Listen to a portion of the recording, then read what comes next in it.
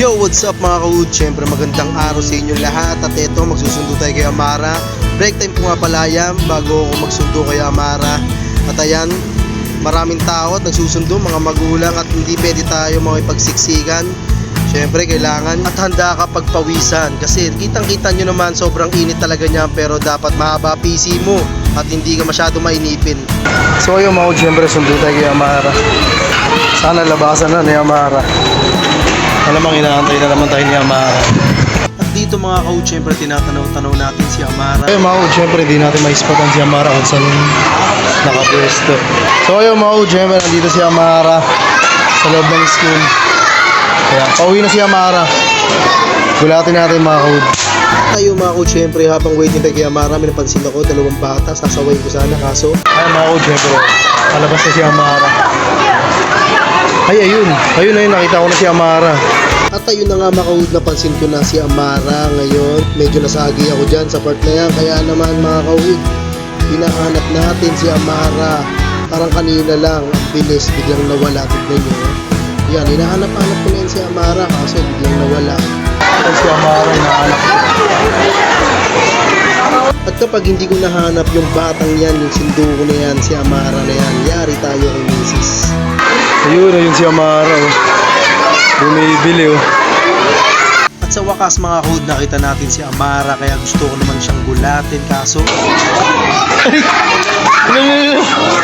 ay mamigay, bumibili, oh. May tira yung baon niya, oh.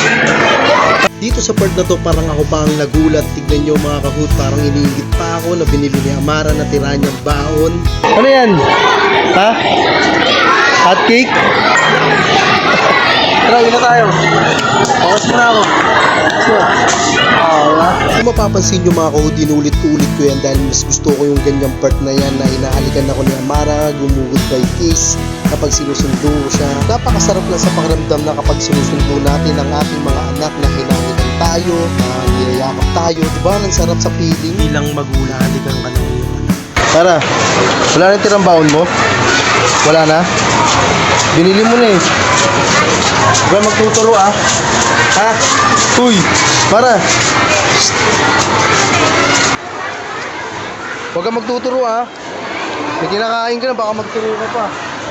At sa totoo lang mga kaud, wala pa tayong gano'ng kapera-pera kasi wala pa tayong sahod. Kaya naman, inunahan ko si Amara na sabihan na huwag magtuturo.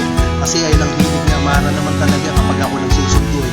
Yung mahilig magturo. At sa wakas mga kaud, syempre papalabas na tayo ng school ni Amara. JSES, ang dati kong paaralan na pinagmasuhan, talagang kakulitan. Ang dami nga nangyari sa akin dyan. Kaya kitip mo naman si Amara, di ba? Ang cute. Syempre ngayon palabas na tayo mga kaud. At si Amara parang nakasimangit pa. Tinatanong ko pa nga dyan. Talaga sobrang takaw niya. Takaw mo ah. Ay mga kaud, syempre hindi na nagturo si Amara sa wakas. Nakatipid-tipid tayo. Mara, may tanong ako sa'yo. Buti hindi ka nagturo. Kasi walang pera. Ano? Walang pera. Di ba? Nakakaunawa rin pala si Amara eh. Ayun, sakay na tayo mga kaud. At kahit makulit tong batang to na si Amara, na kahit pasaway, sobrang maunawain dahil alam niya naman siguro talagang wala akong kapera-pera dahil wala pang sahod. At ayun mga kaud, syempre pauwi na tayo, maghahanap lang tayo ng tricycle. Okay pre? Sige, sige. Ano